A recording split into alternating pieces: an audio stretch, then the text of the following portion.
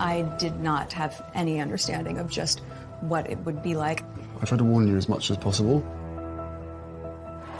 It was meant to be a happily ever after, but it turned out to be anything but a fairy tale. 2 years after the nation celebrated, it could not have been a happier, more glorious day. But then things started to go downhill. How has it all gone so wrong? We had this unpredictable couple who were going to do things in a very different way. When did the cracks start to show? The so-called Fab Four dream disintegrated step by step. Where did the problems really lie? If you compare the newspaper coverage of Meghan to any of Harry's past girlfriends, it's quite shocking. They don't seem to be in touch with the mood of the nation anymore. And was it ever really going to work? It's not enough to just survive something, right? Like, that's not the point of life. You've got to thrive. As they try to start a new life in LA, they're going to war with an old enemy. Last night came the surprise announcement that she is suing the Mail on Sunday. It would be much better if Meghan and Harry simply said nothing. Were the signs of trouble there from the very start? And what does the future hold for Harry and Meghan? How celebrity are they going to become? How diluted will the royal brand become? Harry is stepping away from the life that he was born into. It has been 2 turbulent and very troubled years. They're like a drowning couple. The more they struggle to escape the things that they don't like, the more they sink.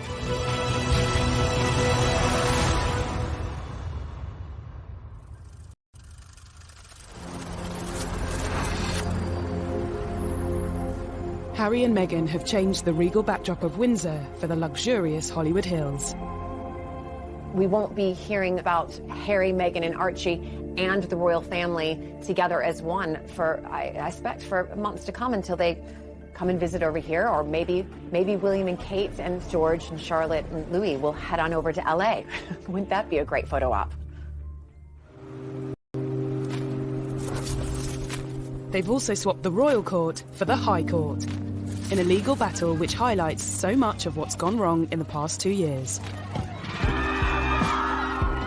Meghan's family issues, their fight for privacy, their war with the tabloid press. The court case could turn into their biggest nightmare. And it all centres on letters written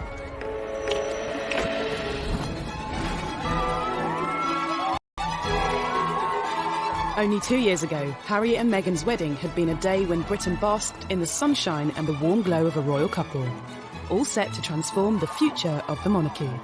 The mix of the tradition and the new and the mix of cultures totally embodied in one church service. And billions of people watched that service and were moved to tears, both by the romance of it and by what it represented. We celebrated with them, but were the seeds of their troubles already clear to those who looked?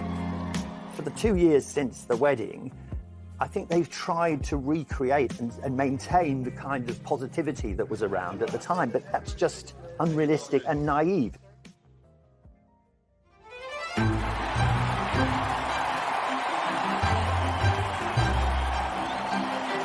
Less than 10 years ago, Harry watched older brother William marry his queen. The future heir to the throne had officially settled down. But the younger prince didn't look likely to follow suit anytime soon. This was quite a difficult period in Harry's public image because whilst people loved the sort of cheeky, chappy image, once he was constantly being photographed falling out of Sloane nightclubs on the King's Road, people did start to slightly turn against him. Pressure on the prince's love life had also been building. After 2 long-term relationships came and went. The first love, Chelsea Davy, who he fell head over heels in love with, she had to look into the goldfish bowl of royalty and to realise absolutely this wasn't the life for her. Harry was disappointed. His second relationship with Cressida Bonus, an actor, and she too didn't like the idea of media intrusion. When you marry into the royal family, you have to give up so much individually as a person, or at least that's what's expected of you. Girlfriend-wise, you know, it's just my private life, so it's a different story. But yes, I am very, very protective. Obviously, it is part of my life. It's something that is part of the baggage that comes with me. I wouldn't say that Harry was unlucky in love. He just hadn't found the right one until Meghan came along. And when American actress Meghan Markle did come along, she looked set to change everything. When Meghan first appeared with Harry, she seemed absolutely perfect. The fact that she was American, she was a career woman, she was mixed race, she brought a whole lot of new things into the royal family that the royal family needed. In this strong, striking, confident woman, and the scrutiny of being in the public eye. But the nation's favourite prince, with a divorced Hollywood A-lister, raised some eyebrows from the start. Much attention was paid to her mixed heritage. Harry's fallen in love, and there were people happy about that. But then on the other side, there were people, the papers, the mainstream papers and the tabloids, talking about her in a very negative sense. People were already painting her in ways that it was clear they knew nothing about her, but it suited their negative narrative to call her what she's not, without any evidence. It is, and it was, racist. If you compare the newspaper coverage of Meghan compared to any of really Harry's past girlfriends, you know, it's quite shocking. The press has always denied racism. In November 2016, Prince Harry confirmed his relationship with Meghan in a statement telling the tabloids to back off. Looking back, was this an early sign that it wouldn't be business as usual? Harry issued this quite extraordinary statement attacking some sections of the media he wasn't going to tolerate, kind of invasive techniques that once surrounded his late mother. He couldn't protect his mother because he was only a small boy, but boy was he going to protect Meghan. In the explosive statement released via his press secretary, Harry also asked the media to pause and reflect before any further damage is done. This statement packed a punch. It was Harry speaking in a way that he had never done before. I mean, he was talking about levels of harassment, unacceptable levels of harassment, how Meghan had been the victim of sexist, racist comments and commentary and negative articles. He was clearly a very, very angry man. And actually, to a degree, he had a right to be. Prince Harry has always had a level of mistrust towards the media. But this was one fight that was always going to have an unhappy ending. The palace thought it was unnecessarily antagonistic, and as though Harry was somehow spoiling for a fight. He went about it in an aggressively confrontational kind of way. You cannot control the media. The Queen has managed to reach a position where she's very rarely criticised, because when she, in the past, has occasionally been criticised, she says nothing. It would be much better if Meghan and Harry simply said nothing.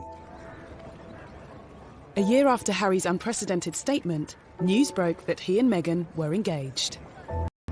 The nation's favourite younger brother decided to give us all some good news today by announcing he was to marry the likeable Meghan Markle.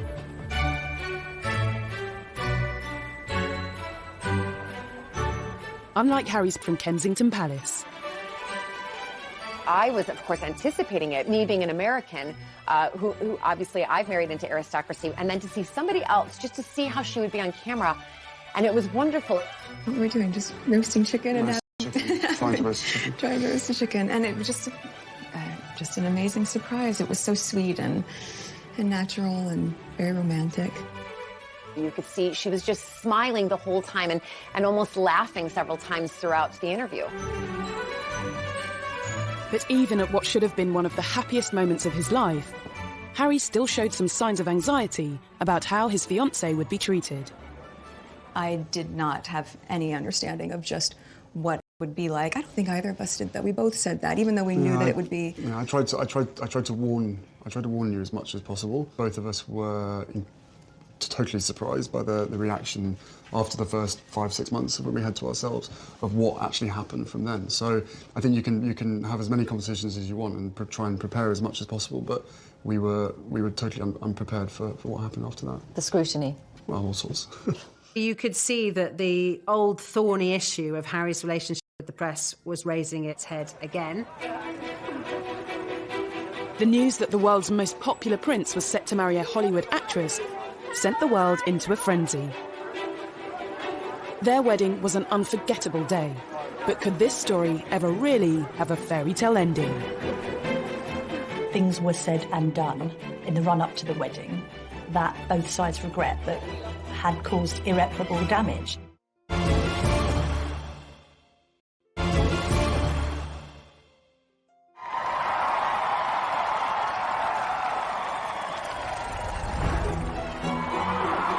On the 19th of May 2018, the eyes of the world were on St George's Chapel in Windsor. The wedding day was wonderful. Meghan looked beautiful in her dress. Harry couldn't have looked happier. The ceremony itself was so vibrant, it was so new, it was so different, it was so unique to the two of them. And I think it was the start of something very, very happy and very, very special. Nobody can deny that the wedding day itself was sparkling. It was magic. It was like Disneyland. The couple were given the titles Duke and Duchess of Sussex. Everything seemed perfect, but was there trouble and unrest, just hidden from view? Everybody was happy for Harry. Everybody thought Meghan was marvellous. It could not have been a happier, more glorious day. But then wheels started to come off amid suggestions that the couple had been a bit difficult over the planning of the wedding and that demands were being made that perhaps weren't quite in proportion with their place in the royal pecking order. He said before the wedding, what Meghan wants, Meghan gets. Negative reports surrounding claims of Meghan's behaviour emerged from within the palace. It's been reported that Meghan was demanding that she wanted a certain tiara to wear, and then she was given the one that she didn't want to wear. And claims Meghan rowed with Kate's staff, which were denied by Kensington Palace. Meghan just didn't like any pressure, and on a couple of occasions she actually told staff not to interfere. It was none of their business. She would have the wedding she wanted. No one had any idea that this was all building up into a much bigger and wider and more troubling picture. According to reports at the time, it was claimed Meghan also clashed with members of Harry's own family. Speculation was rife. There was a huge row when Kate was upset because Meghan insisted she didn't like the dress that Princess Charlotte was planning to wear as one of the bridesmaids. And inevitably, if you shout at someone in private and you're a royal, there is a good chance it will be leaked. There was a constant feed of endless negativity.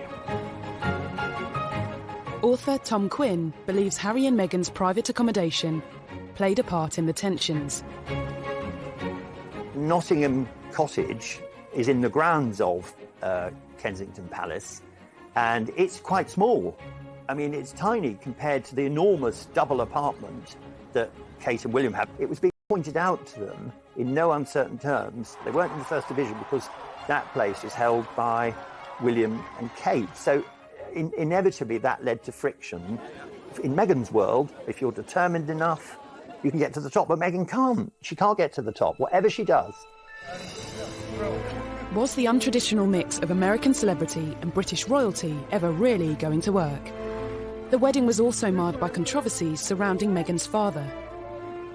We're talking a global wedding for millions to see across the world. People are anticipating this, and what's being reported day after day to the lead up of the wedding is about her father, Thomas Markle, and is he going to come over and walk her down the aisle? Are they speaking? Have they spoken? There was the whole farcical business of Thomas saying, I can't come to the wedding, but then photographs suddenly appeared, taken by a paparazzi, showing Thomas Markle being measured for a suit, looking at a book about English landmarks. And these pictures were sold all over the world to the huge impact. Thomas Markle couldn't walk Meghan down the aisle, but he did carry out a string of interviews with the British press. It meant he continued to dominate headlines even after the wedding. I'm a footnote in one of the greatest moments in history, rather than the dad walking her down the aisle. Millions watched this interview on ITV's Good Morning Britain as he explained why he staged paparazzi photos. They take all kinds of pictures of me that making me look negative. So I thought this would be a nice way of improving my look. Well, obviously that all went to hell. And I feel bad about it. I apologize for it. There seems to have been this toing and froing of mutual accusations where Meghan felt her father wasn't being sufficiently positive about the wedding, and Thomas Markle felt that there was no sympathy for him. Thomas Markle also discussed conversations he claimed to have had with Harry in private. I was complaining I didn't like Donald Trump. He said give Donald Trump a chance. What were Prince Harry's views on Brexit? It was just a loose conversation about something that we have to try. I think he was open to the experiment. But text messages presented as evidence in Meghan's upcoming court hearing have revealed what conversations really took place.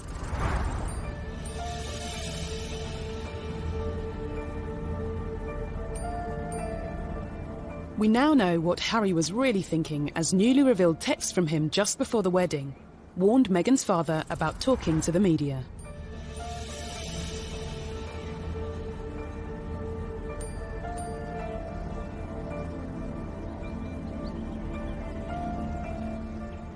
These text messages are actually evidence showing that they were reaching out to Thomas Markle, that they didn't close him off by any stretch of the imagination, that they were trying to contact him and speak to him.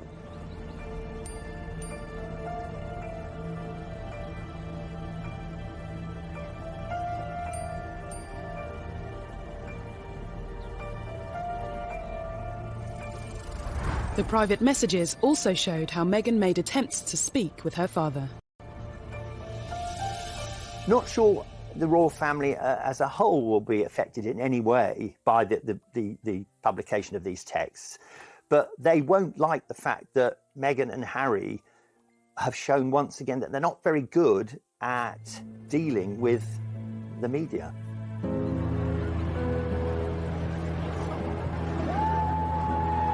Evidence given to the High Court also confirmed that Thomas Markle hasn't been in contact with Meghan.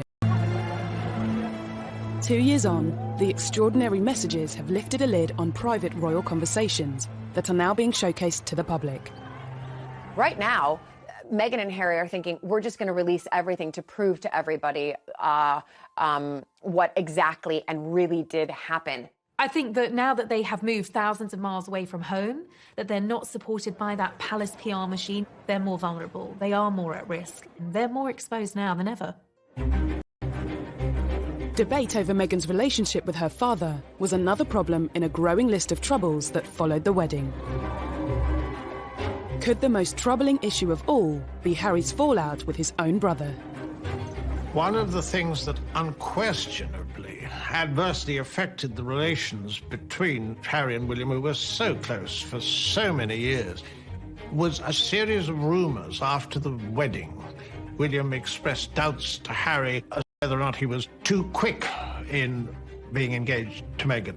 There was a brotherly discussion, which I think was voiced out of concern from William, but was misinterpreted as a lack of support. Things were said and done in the run-up to the wedding that both sides regret, but had caused irreparable damage. That's Harry. He's quite a headstrong, impulsive young man. He's much more like his late mother than William, who considers things and is, in that regard, is more of a Windsor and more like his father.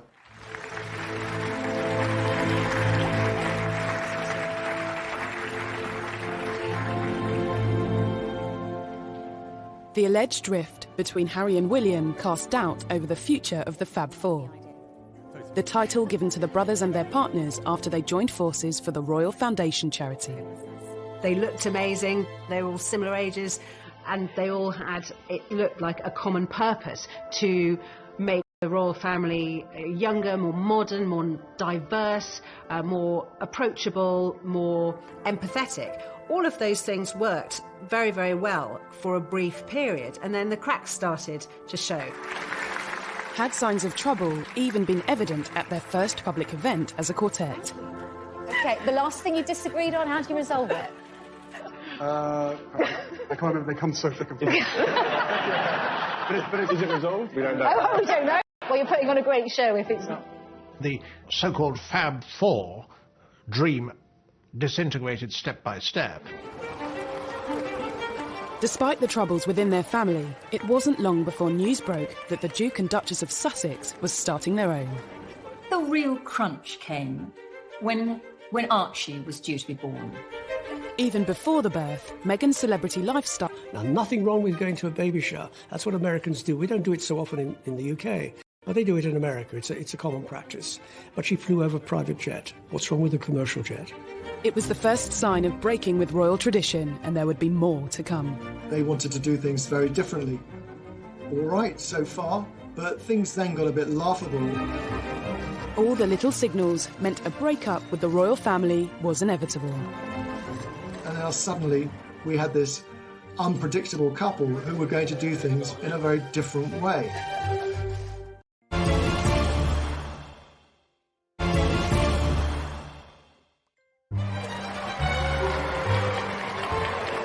For decades, new additions to the royal family have been welcomed to the world on the famous steps of the Lindo wing of St Mary's Hospital in central London. But not when it came to Harry and Meghan's first child, Archie. I'm very excited to announce that Meghan and myself have a baby boy early this morning, a very healthy boy. The first public glimpse of the royal baby came 2 days after he was born.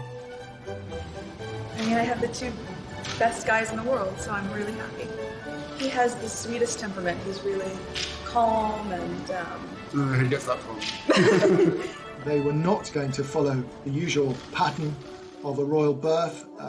They wouldn't say, A, where the baby was going to be born or when it was born. They would make the announcements on their terms at a time that suited them. But at the same time, they were members of the royal family and they had accepted £2.4 million to renovate their house in Windsor. I think the public felt that they had a right to get excited about the birth, to maybe wait outside the hospital, wait for a glimpse of mother and baby and father to come out. Then the public was denied that. That really rattled the press. They didn't like it. As well as denying the papers a front-page picture, Harry and Meghan also kept their choice of godparents private. Looking back, a telling sign that big changes were on the horizon.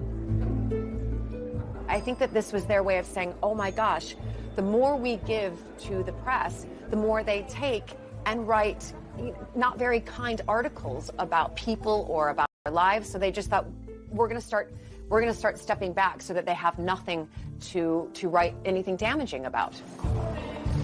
But it was very much Harry and Meghan not just wanting to do their own thing, but wanting to say, we're signalling a change. Things are not going to be the same anymore. We're an independent unit.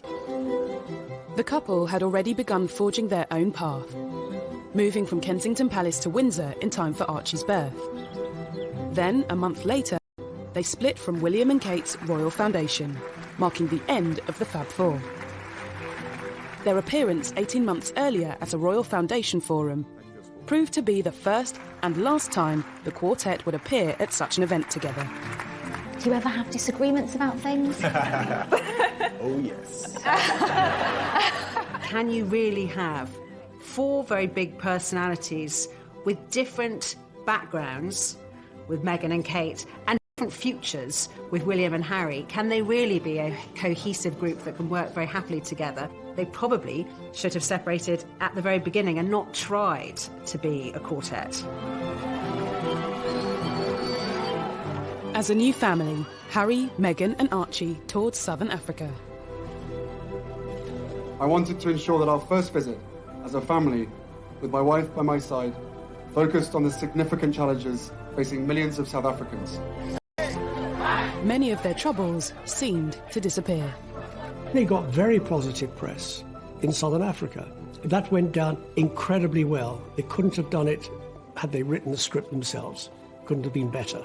They were the golden couple sprinkling fairy dust all over southern Africa. And then at the end of that tour, they completely shot themselves in the foot.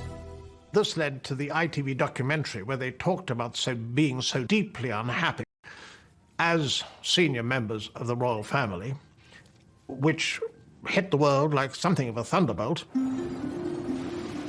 In a revealing documentary, Harry and Meghan express their true feelings and the problems bubbling under the surface. There's been a lot of talk in the press about rifts with your brother. How much of that is true? Look, we're brothers. We'll always be brothers. We're certainly on different paths at the moment, but I will always be there for him, and as I know, he'll always be there for me. I don't know what the impact on your physical and mental health of all the pressure that you clearly feel under. Thank you for asking, because not many people have asked if I'm okay. It's not enough to just survive something, right? Like, that's not the point of life. You've got to thrive, you've got to feel happy, and I think I really tried to adopt this British sensibility of a stiff upper lip. She did really try to adapt this British stiff upper lip, keep calm and carry on, you know, never complain, never explain. But let's remember, she's American. We like to complain and explain. Rather ill-advised in my view, because, you know, he talked about how, you know, grim their lives were against a backdrop of one of the most benighted and poorest parts on the globe. This wasn't enough. They also wanted to send a message to the tabloids. While Harry and Meghan were 5,000 miles from home last night, came the surprise announcement that she is suing the Mail on Sunday for publishing a private letter she wrote to her estranged father. Harry's bombshell statement at the end of that tour announcing that his wife was taking legal action against a newspaper, and really, well, a character assassination, I suppose, on the British media. No one expected it to end like that. Harry and Meghan were very publicly sharing their troubles with the world, and the world lapped them up. I think that part of the fascination and the outrage thrown at Harry and Meghan is probably deeply rooted in jealousy in some part, right? People don't want to accept that. Be it ordinary people like you and I, or, you know, high-profile people who just want to get in there. People think that Harry and Meghan is the next, I don't know, chapter or episode of Netflix's The Crown. No, these are real people. At Christmas, Harry and Meghan did things their own way again. They spent Christmas in Canada, not Sandringham. The only other time Harry had missed Christmas with the Queen was when he served in Afghanistan.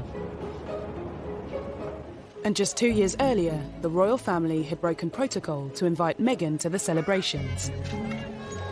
Meghan was invited to Sandringham for royal Christmas before they were even married. She is the only royal girlfriend to have been afforded that privilege. So I think the royals went above and beyond and did everything they possibly could to make her feel at home.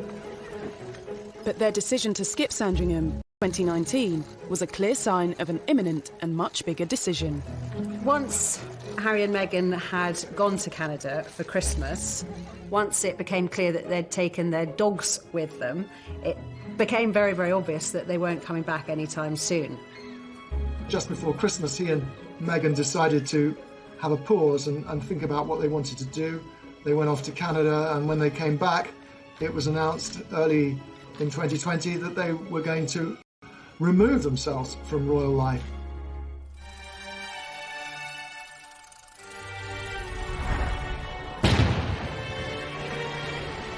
In January 2020, they dropped the biggest bombshell of all.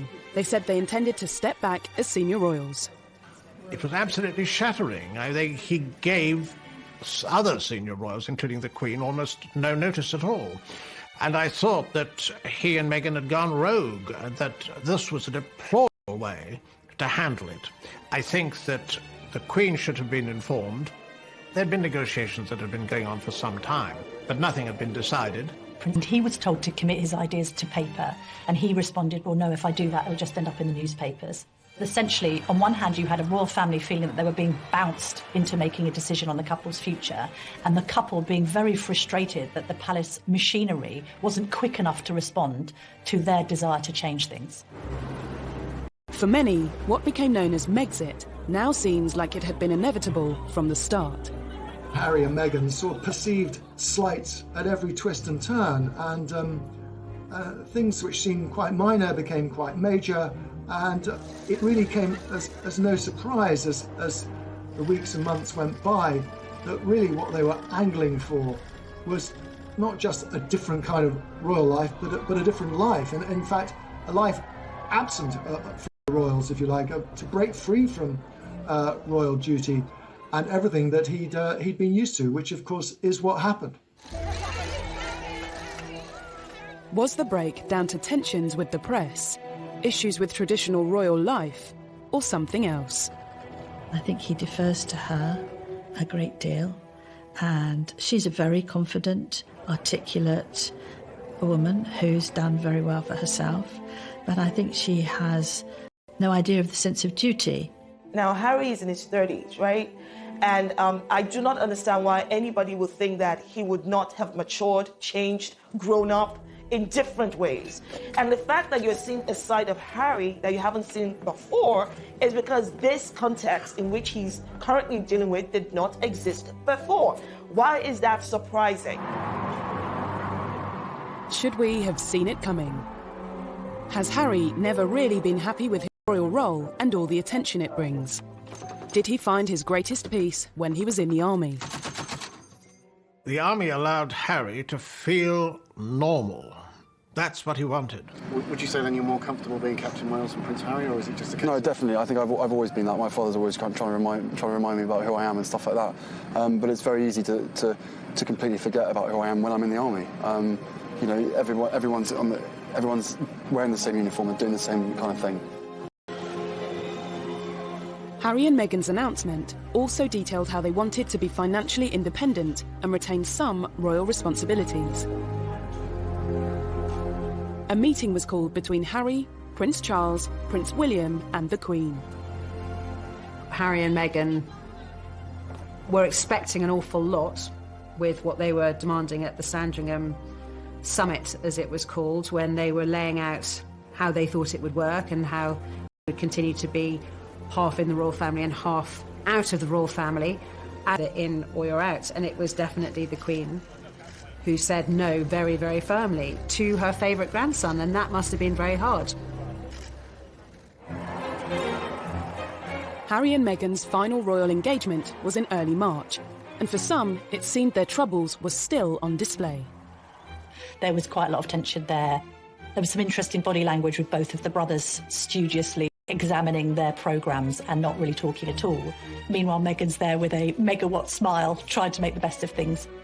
I would say that what interaction we saw, and there wasn't much, between the Cambridges and the Sussexes seemed to me extremely frosty. Harry and Meghan have long been suspicious of the press and the motives of the media. But taking on the tabloids is a battle that can come with consequences. If you want less press intrusion, yet you launch court cases against the press, this could lead to the ultimate horror that Meghan could appear in court, at least in theory, against her father, Thomas. They don't seem to be in touch with the mood of the nation anymore.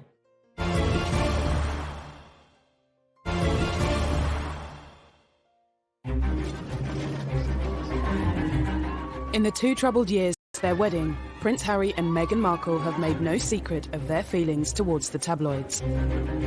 Looking back, Harry has long been vocal about what he sees as press intrusion. They still upset me and I still read them. Why, I do not know. And so what do you think the public perception of Harry is? I don't know, it fluctuates. It depends on what the media want to write, I suppose. That feeling only grew when he and Meghan became a couple. We were just hit so hard at the beginning with a lot of mistruths that I made the choice to not read anything, positive or negative. It just didn't make sense. Being part of this family and this role and this job, every single time I see a camera, every single time I hear a click, every single time I see a flash, it takes me straight back.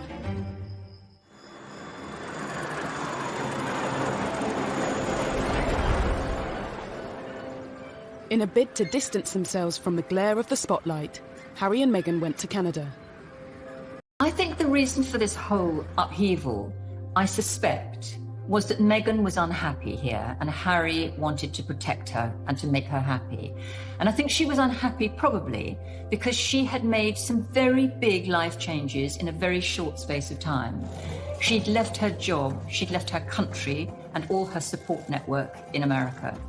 She had come to a new country, she'd married into a big family, and she'd taken on a new job, and she had had in under 2 years. People had been putting the dots together and working out that actually they hadn't just gone for a long Christmas break. They really had escaped, as far as they saw it, and had no intention of coming back. There was shock in the wider British public.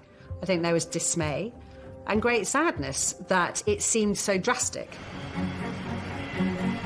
Any plans for an easy transition across the Atlantic soon hit controversy.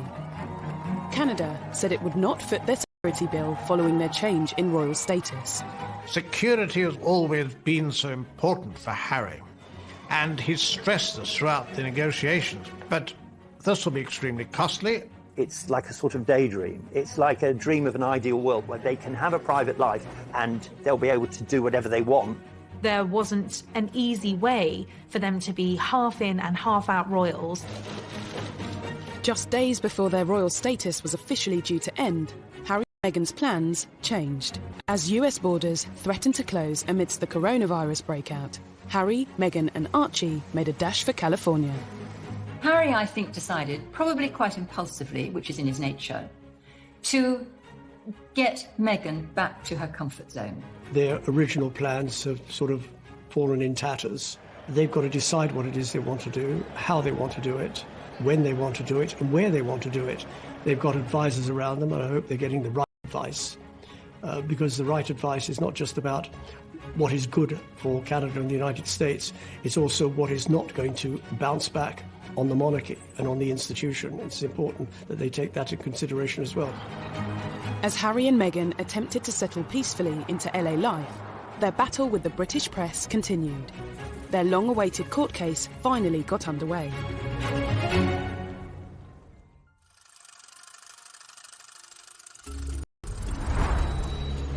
Meghan is suing Associated Newspapers for misuse of private information, breach of data protection, and copyright infringement, after a letter she sent her father was published by the Mail on Sunday.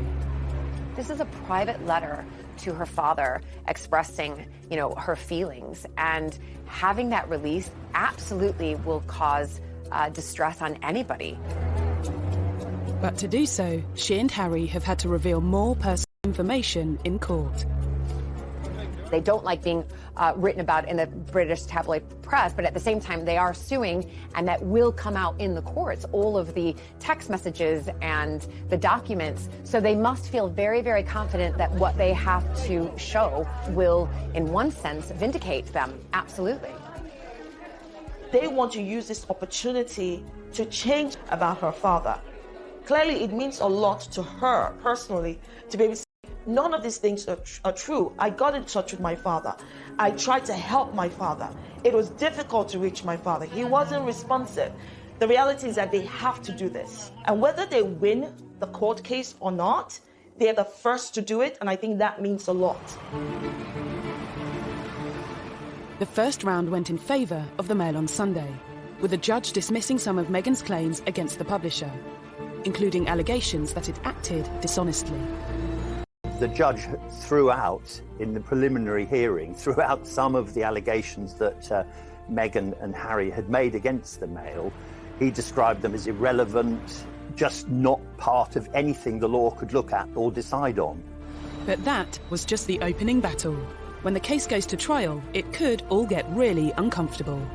If you want less press intrusion, yet you launch court cases against the press, this could lead to the ultimate horror, and that would be that Meghan could appear in court, at least in theory, against her father, Thomas, who has contributed to a great deal of the adverse publicity that they've received. That would be a global news story and be truly bizarre. On top of Meghan's legal action, Harry has also filed a lawsuit against The Sun and the Daily Mirror for alleged phone hacking. I think Harry doesn't really like the press, and I think he often puts on a smile and a brave face, but deep down there's a loathing there. He's obviously trying to be specific with the Mail on Sunday's publication of Meghan's letter, and indeed he's being specific on hacking. If legal proceedings weren't enough, the pair have written an open letter to the Daily Mail, The Sun, the Daily Mirror and the Daily Express, signalling their intention to sever all ties with them. In the letter, they told the newspapers to expect no corroboration and zero engagement. Immediately, it was picked up by the tabloids and made into a story itself, and it made Meghan and Harry also, it made them seem petulant. They'll dig around even more furiously now for the sort of information that Meghan and Harry don't want to come out. So it will have the opposite effect from the one intended. The choices he's going to have to make moving forward. But that absence of palace protection, which he did find frustrating, there is a sense that even before Meghan was on the scene, he was growing sick and tired of being told what he couldn't do by the palace. I'm not quite sure what it is that they want. You're taking on a big beast if you go to war with the tabloids. They are very powerful, and they have the ability to make or break. The months to come are going to be crucial for Harry and Meghan as they start a life away from the royal family. They are tremendously happy together, but there's no question that this is at a very high price. Harry and Meghan's life as a married couple at the forefront of royal duties in Britain lasted just 2 years. The couple's new life is here, Los Angeles. But it hasn't taken long for reports to emerge claiming Harry feels his world has been turned upside down and that he misses the military. When he did leave, he clearly wasn't ready or willing or able to completely sever those ties, which is why he's continued not just with some honorary titles and sort of bells and whistles jobs, but he wanted to really continue to support particularly injured servicemen, both with the Walking Charity and with the Invictus Games. And that has obviously brought him a lot of happiness. I think that's the thing he's going to miss the most now that he's not in the UK. He'd be like a lost soul there. It'd be far worse for Harry in America than it was for Meghan in England, because he's not as tough as she is. It seems for Meghan, there's no place like home. If you look at the photos when we were first kind of introduced to Meghan, she was in yoga leggings, she was in her Ugg boots, she was casual, and then all of a sudden she moves over here and she's in, stockings, or as I would say, pantyhose, wearing a dress, having to wear a hat, full hair and makeup, heels all of the time, and all of a sudden they've gone back to North America and she's back in her yoga pants and, her comfy boots and casual, and going back to how probably she has been living her whole life apart from this little blip when she was living here for, less than 2 years. Harry and Meghan are no different from some of us that pack up our bags and go live in Australia or New Zealand or move to South Africa or decide to go live in Iceland. When you get there, you figure out whether or not you're comfortable, whether or not you're getting what you want from the place. And maybe they plan to be there for a short while, for a long while. I don't know. And can I be honest? It's not my business. While the couple have been stateside, there have clearly been some things they've missed back in the UK. Reports claim Harry is back in touch with William, and the whole family video called the Queen. They did the Zoom call, on the Queen's 94th birthday with Archie, and, that was, accurately reported. This is her grandson. This is her great-grandson. So the Queen's always going to have a connection with Harry and vice versa. And that was reported in two ways. Some viewed it as a cynical PR move. Others said Harry and Meghan can't win. They were simply showing they've not forgotten their family. I think Harry loves his grandmother, the Queen, and in his mind first and foremost, along with protecting Meghan and Archie. Harry and Meghan may have very little control over what is written about them. But with a new bombshell biography on the horizon, is this a sign that they are trying more than ever to be authors of their own future? A tell-all book would really quite shock everybody. I don't think... This summer, Harry and Meghan will continue to dominate headlines. A new unauthorised biography will soon be hitting shelves, with claims it will be very much told from the couple's perspective. It promises unique access to friends of Harry and Meghan and will dispel many rumours and misconceptions that plague the couple. Will it be a case of history repeating itself? Look at what happened to his mother when she did the biography with Andrew Morton. It caused massive issues and problems within the royal family. I don't think he wants to follow in those footsteps of his mother right now in what she did in opening up to the world a tell-all book. Again, it would really go against everything that they're trying to put out there, is that we want to be private. It's probably, again, their own pathway of saying, you know what, we want to tell our story, and this is the way we're going to tell our story. Reports claim Meghan wants the book released sooner rather than later, and that she wants to shatter the image of being a demanding diva. You can be certain that the book won't give both sides of the story. I think it's more likely to be a self-justifying book, but it does give them something to do in a world where, especially Harry, has nothing to do. It seems their story is far from over, but Los Angeles comes with its own way of doing things. In the world of celebrity, anything goes. I mean, you can go to a burger joint and be photographed outside. Haven't got the same kind of privacy restrictions, but also the same agreement between newspapers and the palace. They're not protected by the palace anymore. How celebrity are they going to become? How diluted will the royal brand become? You know, Harry is stepping away from the life that he was born into. That comes with risks for him.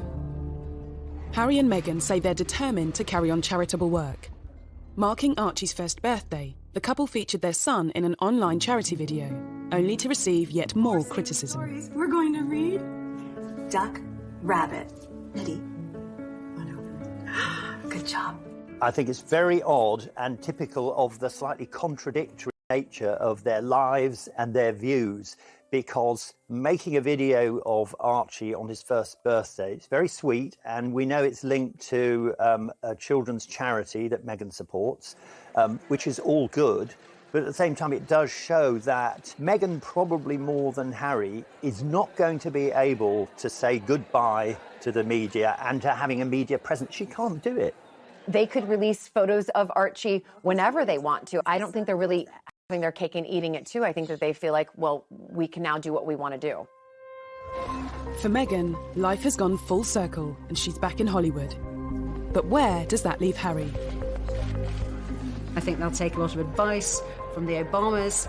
They've set up their production companies, that they'll be talking to Oprah Winfrey, they'll be talking to big figures like that to try to find a way to carve a role for themselves as philanthropists, entrepreneurs, huge figures on a global platform.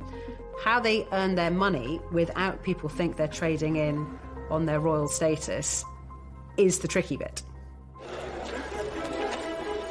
However they choose to earn a living will be a new venture for former senior royals. If it doesn't work out, is there a path back to the palace? I think in a way it's seeing how they behave. If they use the royal family to make pots of money, then it won't be very good. If there's a tell-all interview on the television by Meghan and or Harry, that's not going to go down well. So they're really under the watchful eye of the royal family for the first year, which they probably don't like at all. The door has been quite clearly left open by the Queen for them to return to the royal family if that was what they wanted to do. She's allowed them to keep Frogmore Cottage, although they've been asked to pay back the £2.4 million that the taxpayers paid for the refurbishment, and rightly so. They haven't lost their titles. They haven't been stripped of their titles as such. They're just not able to use the HRH Lee has always wanted. Meghan has been the catalyst. She has enabled him to do this. She's helped to give him the confidence to take a step outside of the role that he was born into and to embark on a new chapter.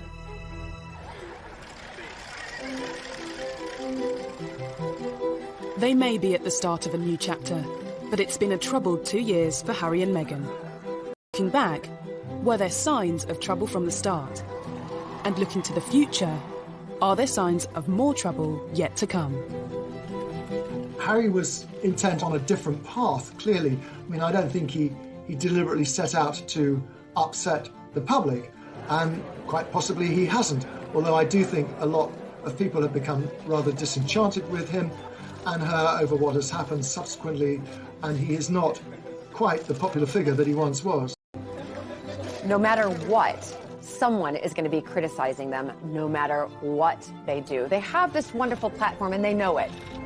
I don't think they're getting very good advice at the moment, and I don't think they are thinking a lot of these things through. Harry and Meghan are no different from any other couple out there. This is one of the fights that they have to undertake together.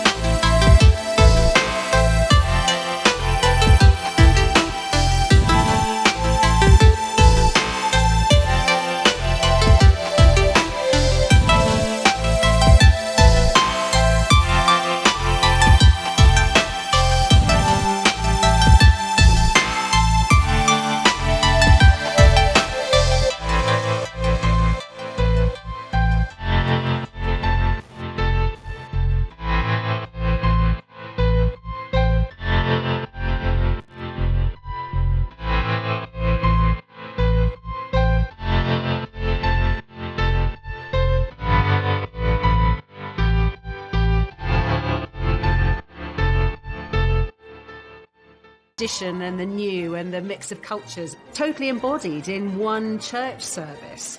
And billions of people watched that service and were moved to tears both by the romance of it and by what it represented. We celebrated with them, but were the seeds of their troubles already clear to those who looked? For the 2 years since the wedding, I think they've tried to recreate and maintain the kind of positivity that was around at the time, but that's just unrealistic and naive.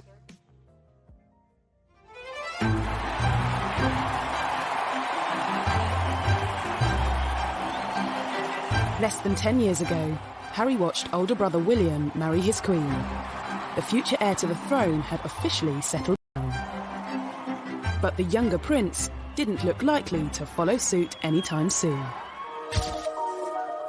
This was quite a difficult period in Harry's public image because whilst people loved the sort of cheeky, chappy image, once he was constantly being photographed